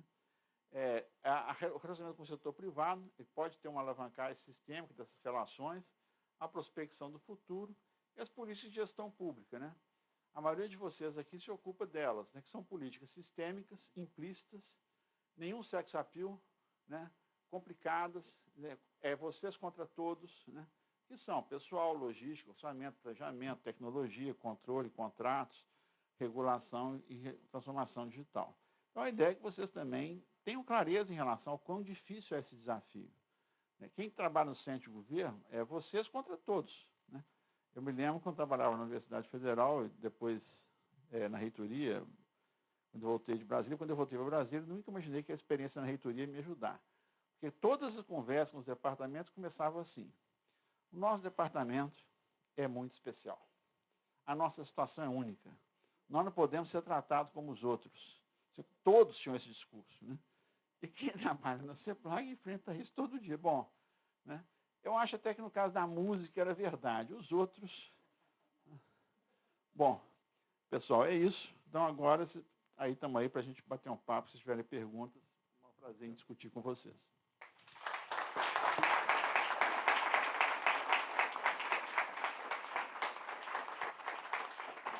Quer abrir as perguntas? Bom, gente, obrigado. Agora a gente tem 10 minutinhos de perguntas para quem quiser fazer. Pessoal da mesa, pessoal da plateia, fica à vontade. Só levantar o braço que eu levo o microfone. Pronto, secretário. Me antecipei a todo mundo aqui. Não, primeiro, queria parabenizá-lo, professor Gaetani, pela brilhante exposição. Acho que, na realidade, acho que todo mundo se sentiu um pouco em casa, né? À medida que foi passando os slides, via a cada momento, interagia.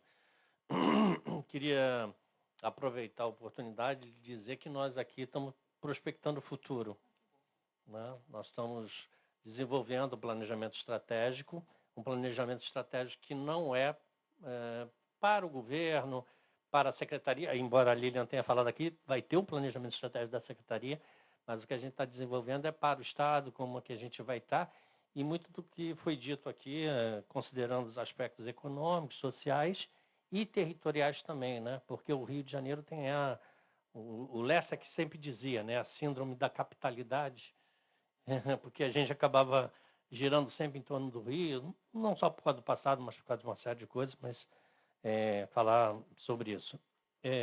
Teve um aspecto que vários me chamaram a atenção na sua apresentação, mas um particularmente, que falou sobre a questão da governança e por onde ela entrou a partir do TCU, como isso se desenvolveu ao longo do tempo. E eu acho também, né, eu concordo, mas queria ouvir um pouco do senhor também, com relação se isso não tem uma confusão entre governança e compliance dentro do setor público, porque muitas vezes se confunde achando que governança é o próprio compliance e por isso tem vindo a partir do TCU? Eu acho exatamente isso. Eu gosto do exemplo por causa da lei das estatais. Hoje, se você faz parte do conselho de administração de uma estatal, você tem todas as responsabilidades que a diretoria tem e recebe 1/10 do salário do diretor. O conselho de administração não é isso, né? Os órgãos, né? O TCU conseguiu que o governo criasse unidade de governança em todos os ministérios. Os ministérios têm problemas muito anteriores a discutir a governança do que... Então, você criou-se uma máquina, uma indústria em relação ao tema, que, assim, eu acho que tira o foco das coisas essenciais. E você acaba gastando muito mais tempo atendendo o compliance do que propriamente discutindo o que você tem que fazer, né? Eu falo uma coisa, o pessoal do controle fica bravo comigo, assim, controle é uma variável de segunda ordem. Primeiro, a primeira obrigação do governo é governar. Depois, assim, governar bem. Mas você não pode colocar o controle à frente do governar. E isso coincidiu com o movimento TCU, que funcionava ex post para ex ante. Às vezes até ajuda, mas isso não pode ser a regra, sabe? E isso aconteceu a convite do executivo. Isso é que é o pior. Na medida que o executivo foi se fragilizando, ele foi trazendo o TCU para atuar antes. Posso ir no banheiro? Tem que ver com o TCU. Posso tirar férias? Tem que ver com o TCU.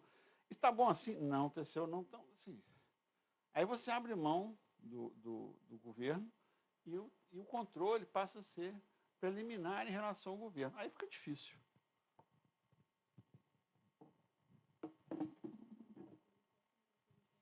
Tá. Oi, boa tarde, tudo bem? Obrigada aí pela indiscutível qualidade, né, do material que foi apresentado, discutido. Eu queria saber se você tem a referência, ou tem como passar depois para a Ana Paula, do estudo que foi citado sobre a dissonância cognitiva de imagem dos países entre, né, do que da autoimagem. Tá, eu tenho um livro, The Perils of Perceptions, tá? Mas cobra dela que ela cobra de mim. Mais alguém com pergunta? Boa tarde, meu nome é Antero. Eu queria saber quais são os desafios da implementação da governança 5.0 dentro de um todo, né? Não só do Estado, como dos outros 25 estados da federação. Obrigado. Desculpe, eu perdi o comecinho. Quais os desafios? Quais são os desafios da implementação da governança 5.0?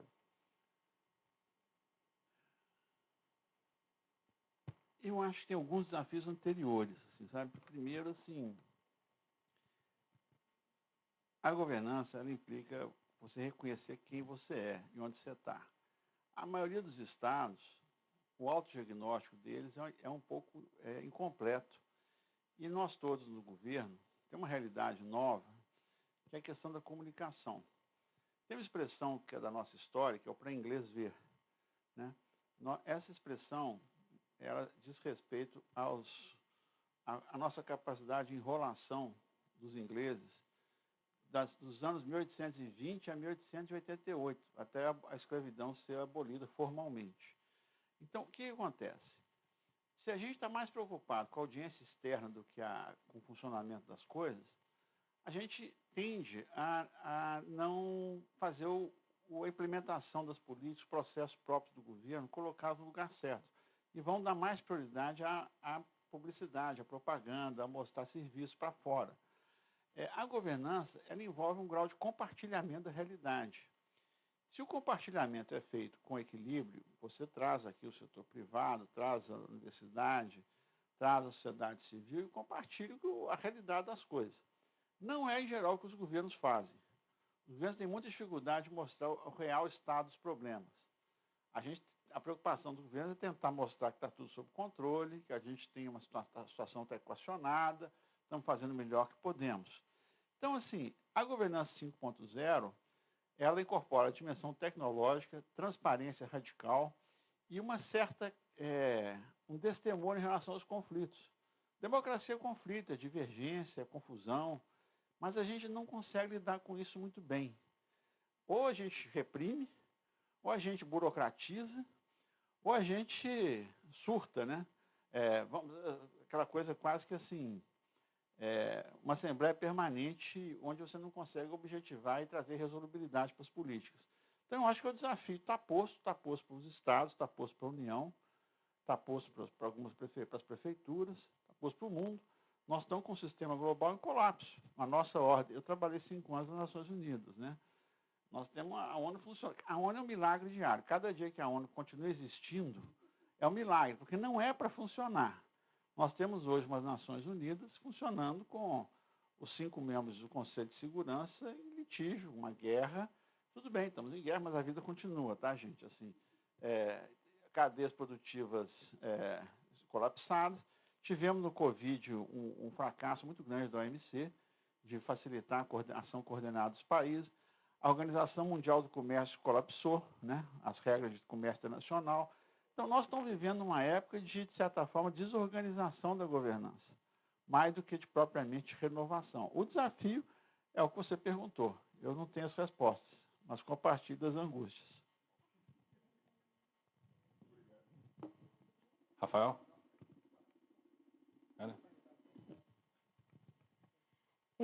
Obrigada aí pela deferência.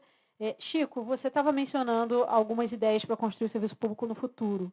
Quais estratégias você enxerga que o serviço público no futuro poderia ter para enfrentar o apagão das canetas? Eu só faço pergunta difícil, né? O outro perguntou da governança 5.0, eu te perguntei do apagão das canetas. Não vai vir aqui na CEPLAG nunca mais aí por conta dessas perguntas. Não, a do apagão das canetas é porque eu tenho culpa no cartório, porque eu fui no TCU fazer a discussão lá com eles e meus 15 segundos de glória começaram aí. Eu nunca tinha escrito no jornal, né? Aí escrevi um artigo que viralizou, que falava do o meu CPF, o apagão das canetas e tudo. Primeiro, o executivo tem que discutir, tem que querer governar, né? Nós temos uma série de executivos que desistiram de governar. O governo virou assim, uma espécie de passagem por ali e tal. Segundo, ele tem que levar a sério o problema. Nesse momento que eu fui lá no TCU discutir com o povo, foi uma segunda-feira, de noite, ligaram de Belo Horizonte lá para mim em Brasília, falaram, você está defendendo a corrupção? Eu falei, porque a Raquel Dodge estava querendo que vetasse a lei e eu estava, junto com algumas pessoas no Executivo, pedindo para o presidente Temer sancionar a lei de revisão da introdução ao estudo de direito. Nós precisamos de uma lei para dizer que o servidor público pode errar. Porque o TCU estava punindo todo mundo com culpa, sem culpa, não sei o quê, não sei o quê. Eu falei, pera, o que é isso? Então, nós chegamos a esse ponto. Nesse dia, eu falei uma coisa, eu falei com sarcasmo, mas que depois virou realidade. Do jeito que vocês estão atuando, vocês vão obrigar o serviço público a ser totalmente manualizado e as pessoas só fazem o que está no seu job description e quando tem ordem de cima. É isso que vocês querem? Eu falei isso em tom de sarcasmo, isso foi em 2018.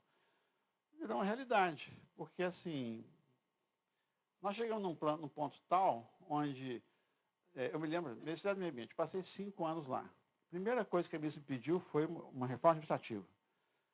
Fui embora sem entregar a reforma administrativa. Por quê? Porque era impossível formalizar as estruturas do Ministério. Não combina, faz assim, não sei o quê. Mas não é só o Ministério do Meio Ambiente que é assim. A maioria dos ministérios, dos órgãos públicos, funciona com uma dose de informalidade, incongruência enorme. E você tem que rodar, você não consegue formalizar tudo. Agora, do jeito que o TCU estava atuando, a primeira pergunta que o TCU fazia no órgão, quando ele chegava, assim, não dessa forma, assim, de quem é o CPF que eu posso responsabilizar por esse problema? Aí fica difícil, né? E aí, a sua pergunta, eu acho assim, no final, eu até escrevi, no livro tem um artigo sobre isso. A responsabilidade desse problema não é do TCU, é do próprio executivo. Se o executivo chegou nesse ponto, ele tem que enfrentar esse problema. A mesma coisa vale para a questão das 3 linhas de controle, né? A primeira linha somos cada um de nós mesmos. A segunda linha é a área de unidade de auditoria do órgão. A terceira é o controle geral do Estado. A primeira vez que eu ouvi falar disso, você está brincando, você está querendo dizer que eu vou ter que saber de licitação, não sei o quê, não sei o quê, não sei o quê. Todos nós temos que saber, assim, na categoria karatê, defesa pessoal, né, como lidar com pivete, então você põe lá o básico de compras e contratos, porque não tem mais alternativa. Não dá para me dizer, não, isso é função da ANA. Não, não, não, não. Eu tenho que saber também, porque senão posso ser arrastado numa confusão dessa. Então, acho que tem a ver com nós todos assumirmos a nossa parte desses conteúdos e o executivo priorizar, enfrentar esses desafios. Isso drena a energia da administração, drena, mas não tem alternativa. Boa tarde a todos, professor. Meu nome é Rafael Campos. Queria fazer a pergunta que vai muito na resposta que o senhor trouxe anteriormente, né? O Brasil ele tem uma característica muito própria do presidencialismo multipartidário, né? Que é esse jogo político aí de interações entre estados, entre poderes e entre as organizações. Como é que o senhor enxerga a possibilidade e a dificuldade que a gente tem tanto de implementar política pública a nível nacional, regional e local, e também, eu acho que, para mim, me parece que é muito mais difícil também fazer a criação legislativa, né? Criar normas que dê um amparo para grandes administrações e pequenas administrações como os municípios de 10 mil habitantes? Excelente pergunta. Está tudo errado. Você não pode ter uma LRF que se aplica para a União, para 27 estados tão diferentes, para 5.578, será 75 municípios, de tamanhos tão diferentes. Você tem que ter assim Agora, isso é bom senso mínimo. Mínimo. E eu não sou do mundo do direito, espero chegar ao final dos meus tempos longe dele. Não dá. Tem duas coisas que não negociam: os sistemas e as leis. Você não consegue, é para todos. Né? O sistema, né? Eu já me rendi. Fora dos sistemas não há salvação. E os sistemas são mais fortes que as leis. Tá? As leis demoram. O sistema não é sim ou não, senão, né, se vira. Tem que ter uma diferenciação. Só que, de novo, a gente é muito ruim para lidar com a diferenciação. Toda vez que a gente flexibiliza uma coisa, faz uma manada. Né? Eu gosto do exemplo do regime diferenciado de compras. Quem é que aqui da logística? Né? Era para todo mundo tinha um para chamar de seu. Então, você tem várias legislações que têm mais exceções do que a lei. Então, assim, a lei está mal feita. A gente, em geral, acha que uma lei boa é uma lei detalhada. Quanto mais detalhada, mais rápido ela descarrilha. Né? Outra coisa, até eu participei de um documento com umas outras 5 pessoas aí, eu era, acho que o menos conhecido, era o Pércio Arido, o Bernardo Apios, o Sérgio Fausto, o Carlos Ari Sanfeld e o Marcelo Medeiros. A parte de reforma do Estado, eu e o Carlos Ari que investiam mais. E o Carlos Ari tem uma tese, que ele radicaliza um pouco nessa tese, mas eu acho muito boa: desconstitucionalizar para governar. Você tem que, porque não dá para cada governo botar seus. Esse ano nós aprovamos 6, vai ter mais 7 reformas constitucionais, 7 emendas constitucionais. Que é isso? Né? Então, assim, mas se tirar da Constituição, significa mais fácil mudar. É essa a ideia, que cada governo eleito tenha mais facilidade, porque senão vai ser pior. Ele vai botar o que ele quer na Constituição, vai gerar mais confusão com o que está lá. Então, tem a ver com aquela, como eu falei no início, a questão do direito administrativo.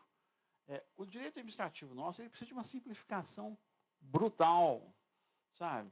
Porque o que faz a realidade acontecer não são os textos da lei, é o costume, é o conflito, é o tratamento.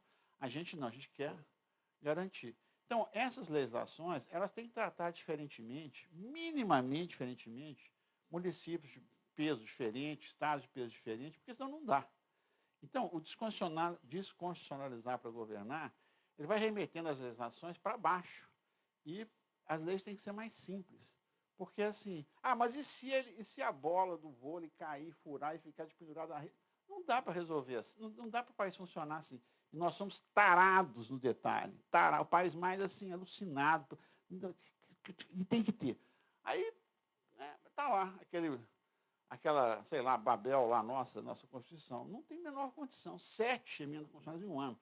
Nesse mandato foram 26, uma coisa assim.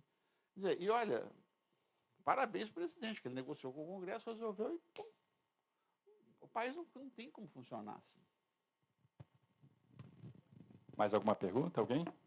Não? Deixa para as palavras finais.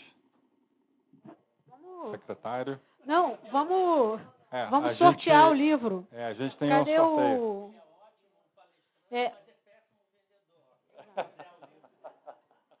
E aí a gente vai dar uma palhinha aqui hoje fazendo o sorteio. Todo mundo assinou a lista? A gente vai... Por favor, quem assinou a lista? Não assinou a lista aqui? Alguém? Aí, olha só, faltam só 2. São quantos números se eles 2... Tá bom. Então, a gente vai sortear do número 1 ao 78, pode ser? Coloca, então, na página de sorteador.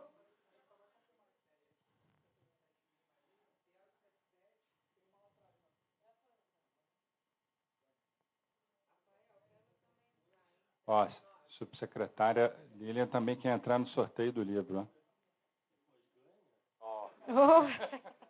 Aí vai ter que ter a governança aí do sorteio. Aqui, ó, o rapaz aqui, ó. O rapaz aqui não foi. Como é que é o nome dele? Você não está na lista, né? Fala do seu nome. Pronto? 81 nomes aí, ó. Seta aqui, ó. Olha lá, hein? Atenção que rufem os tambores.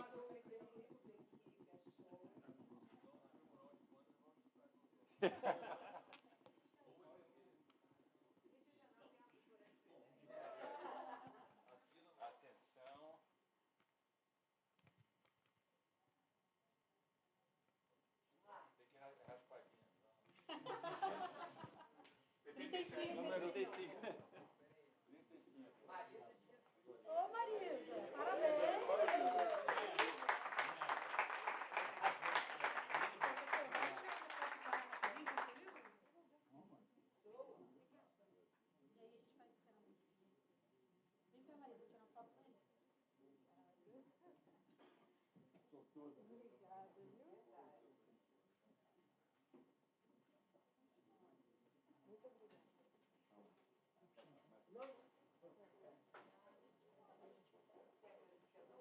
Pode fazer o encerramento, Lívia. Pode fazer.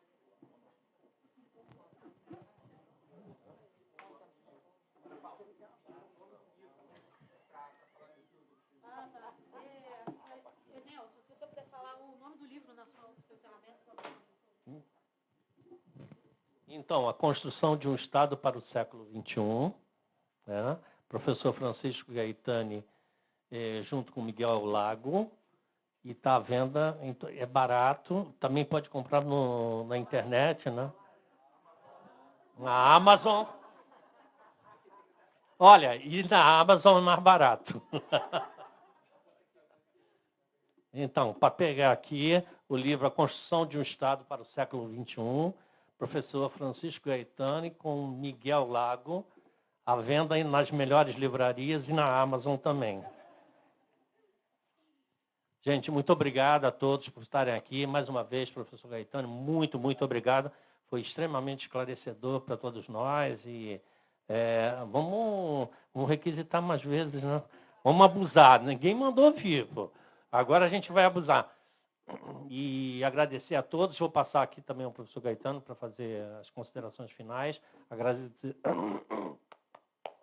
Agradecer a todos a presença e vamos em frente. Bom, pessoal, obrigado. Como eu disse antes, eu me sinto colega de vocês. Eu vivi vários desafios que estão vivendo e gosto deles. Como eu disse, eu tenho um portfólio de fracassos muito legal. E usem a Ana, usem o Nelson aí, vocês me alcançam aí onde for. Eu estou sempre aqui no Rio e podendo conversar com vocês, interagir com vocês aí, ser útil a vocês, estou à disposição. Muito obrigado.